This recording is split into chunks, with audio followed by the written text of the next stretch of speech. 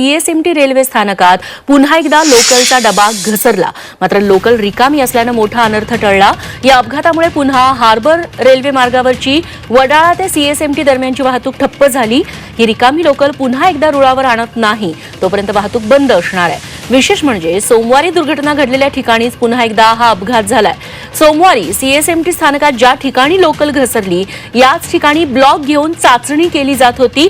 त्या ठिकाणी असलेल्या एका पॉइंटवर दुरुस्ती करून पुन्हा एकदा रिकामी लोकल चाचणीसाठी चालवण्यात आली। मात्र तीही पुन्हा एकदा त्याच ठिकाणी घसरली। प्रवाशांना एवढंच आवाहन करतोय आपण की आपल्यासाठी मध्य रेल्वेकडनं सगळ्या गाड्या वेळेवर चालवायचा प्रयत्न केला जात आहे। फक्त हार्बर लाईनच्या गाड्या ज्या आहेत त्या 15 ते 20 मिनिटं लेट चालल्यात। कृपया एवढा थोड्याशा वेळासाठी एकाच गाडीमध्ये खूप जास्त गर्दी करू नये आणि आपण पण सेफली प्रवास करावा एवढीच सगळ्यांना विनंती आहे।